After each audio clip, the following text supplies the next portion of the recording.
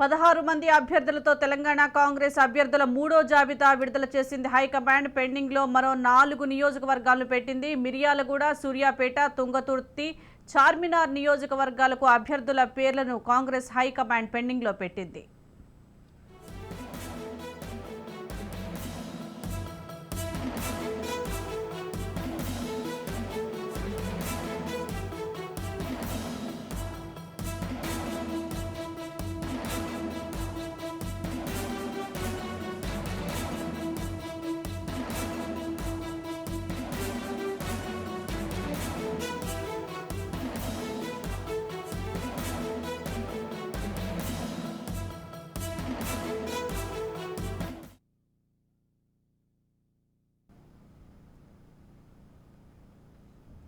16 మంది అభ్యర్థులతో తెలంగాణ కాంగ్రెస్ అభ్యర్థుల మూడో జాబితా విడుదల చేసింది హైకమాండ్. పెండింగ్ లో మరో 4 నియోజకవర్గాలను పెట్టింది.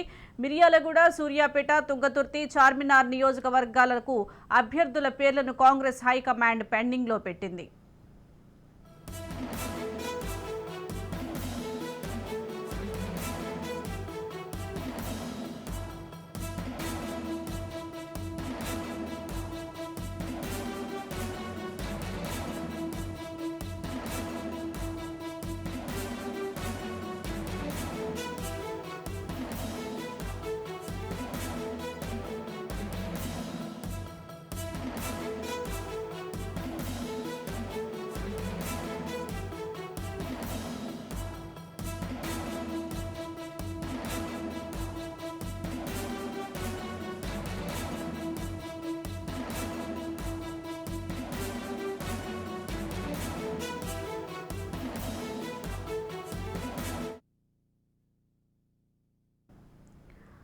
పదహారు మంది అభ్యర్థులతో తెలంగాణ కాంగ్రెస్ అభ్యర్థుల మూడో జాబితా విడుదల చేసింది హైకమాండ్. పెండింగ్ లో మరో 4 నియోజకవర్గాలను పెట్టింది. మిర్యాలగూడ, సూర్యాపేట, తుంగతుర్తి, చార్మినార్ నియోజకవర్గాలకు అభ్యర్థుల పేర్లను కాంగ్రెస్ హైకమాండ్ పెండింగ్ లో పెట్టింది. దీనికి సంబంధించి పూర్తి సమాచారం మా ప్రతినిధి విక్రాంత్ అందిస్తారు. విక్రాంత్, 4 నియోజకవర్గాలను పెండింగ్ లో పెట్టినట్లుగా తెలుస్తోంది. దీనికి సంబంధించి అప్డేట్స్ ఏంటి? దీనికి ఎక్కువ పోటీ ఉండటం వల్ల పెండింగ్ లో పెట్టిందా?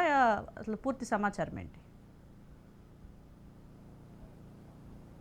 Thank you Sujatha. మొత్తానికి మాత్రం 3 లిస్టులుగా కూడా విభజించి కాంగ్రెస్ పార్టీ ఇప్పటికే అభ్యర్థులను ప్రకటించిన పరిస్థితి ఉంది. మొదటి విడతగా 55 మంది, ఆ తర్వాత 45 మంది, నిన్న రాత్రి 16 మందితో కూడా ఇప్పటికే లిస్టు విడుదల చేసిన సందర్భం ఉంది. అయితే ఇటు ఉమ్మడి నల్లగొండ జిల్లాకు సంబంధించి ప్రధానంగా 3 నియోజకవర్గాలు, ఇటు తుంగతుర్తి కావచ్చు, సూర్యాపేట కావచ్చు, మిర్యాలగూడ కావచ్చు, ఈ 3 నియోజకవర్గాలతో పాటు గ్రేటర్కి సంబంధించి ఇటు హైదరాబాద్కు సంబంధించి చార్మినార్ కాన్స్టిట్యున్సీని కూడా హోల్లో పెట్టింది. ఈ 4 మిగతా ఒకటి సిపిఐ పొత్తులో భాగంగా కూడా ఇప్పటికే వాళ్ళకు కేటాయించిన సందర్భం ఉంది.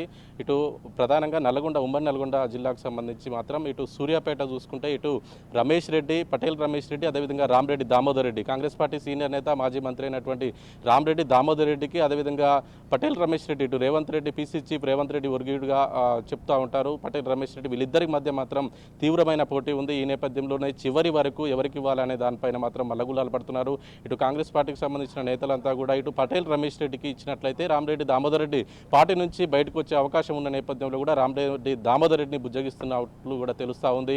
ఇటు రామరెడ్డి దామోదర్ రెడ్డికి ఇస్తే ఇటు రేవంత్ రెడ్డి వర్గానికి సంబంధించి కూడా పటేల్ రమేష్ రెడ్డి అవసరమైతే పార్టీ ఇండిపెండెంట్గా పోటీ చేసే అవకాశం ఉన్న నేపథ్యంలో కూడా వాళ్ళిద్దరి మధ్య బుజ్జగించే ప్రయత్నం చేస్తున్నారు. ఇప్పటికే కాంగ్రెస్ పార్టీ సీనియర్ నేత జానారెడ్డి కూడా తన ఇంటికి పిలుచుకొని కూడా ఇద్దరిని సముదాయించి ఎవరికి టికెట్ వచ్చినా కానీ ఇద్దరు కలుపుకొని గెలవాలి అని చెప్పినప్పటికీ మాత్రం వాళ్ళు ససేమిరా అంటున్నారు. ఖచ్చితంగా తమకే టికెట్ ఇవ్వాలని ఇటు పటేల్ రమేష్ రెడ్డి కావచ్చు, రామరెడ్డి దామోదర్ రెడ్డి ఇద్దరు కావచ్చు, ఇటు ఇప్పటికే పటేల్ రమేష్ రెడ్డికే టికెట్ వస్తుందని కూడా రామరెడ్డి దామోదర్ రెడ్డికి సంబంధించిన వర్గీయులు కూడా ఇప్పటికే రాజీనామాలు చేస్తున్న పరిస్థితి. ఒకవేళ రామరెడ్డి దామోదర్ రెడ్డికి టికెట్ రానట్లయితే ఖచ్చితంగా మేము మూకుమ్మడిగా రాజీనామాలు చేస్తామనేసి కూడా కొంత బెదిరింపు ధోరణిలో కూడా పాల్పడుతున్నట్టు తెలుస్తుంది. ఇక పక్కనే ఉన్నటువంటి తుంగతుర్తి కాన్స్టిట్యున్సీకి సంబంధించి కూడా అద్దంకి దయాకర్ చివరి నిమిషం వరకు కూడా తనకు టికెట్ కావాలని కోరుతా ఉన్నాడు. గతంలో కూడా కేవలం 2000 మార్జిన్తో కూడా ఓడిపోవడం జరిగింది అద్దంకి దయాకర్.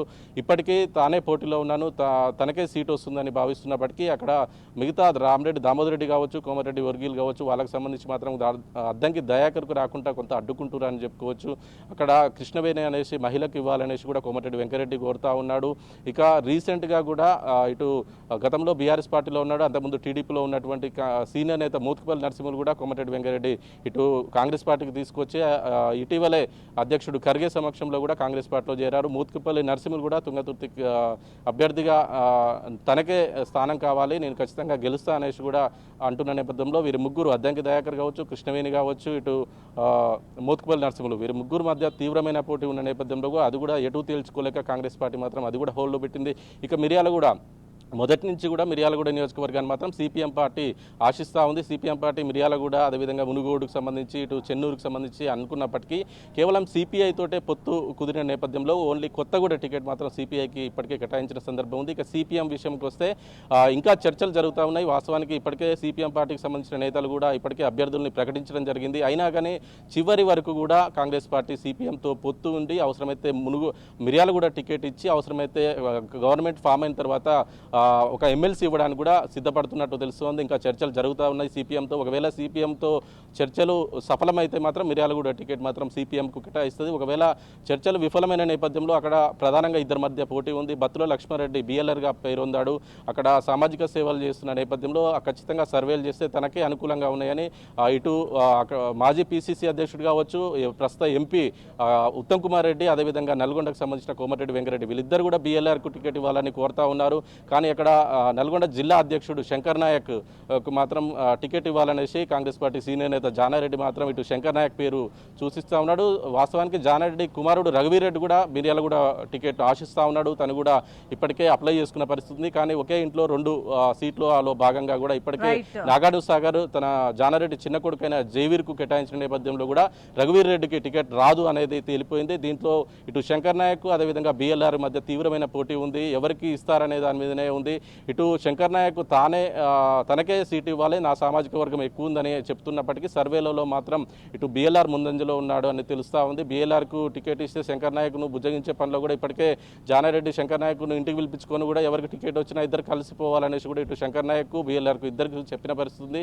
కానీ శంకర్ నాయక్ మాత్రం తనకే టికెట్ వస్తుందని కొద్దిసేపటి క్రితం మాట్లాడినప్పుడు కూడా చెప్పిన పరిస్థితి. కానీ శంకర్ నాయక్ టికెట్ ఇస్తే మాత్రం బిఎల్ఆర్ అవసరమైతే ఇండిపెండెంట్గా పోటీ చేసే అవకాశం కూడా కనిపిస్తుంది. ఒకవేళ బిఎల్ఆర్ ఇండిపెండెంట్గా పోటీ చేస్తే కాంగ్రెస్ పార్టీకి మాత్రం అక్కడ దెబ్బే అని చెప్పుకోవచ్చు. ఇకపోతే ఇటు చార్మినార్ కాన్స్టిట్యున్సీకి సంబంధించి అక్కడ మస్కత్కి సంబంధించిన వ్యాపారవేత్తకు టికెట్ ఇస్తారని ప్రచారం జరుగుతుంది. కానీ ఎంఐఎం పార్టీకి సంబంధించిన ఎమ్మెల్యే ఇటు చివరి నిమిషంలో కాంగ్రెస్ పార్టీలో జాయిన్ అయ్యే అవకాశాలు కనిపిస్తున్నాయి. అందుకోసమే చార్మినార్ కాన్స్టిట్యున్సీని కూడా హోల్డ్లో పెట్టినట్టు తెలుస్తుంది. మొత్తానికి ఈరోజు సాయంత్రం వరకు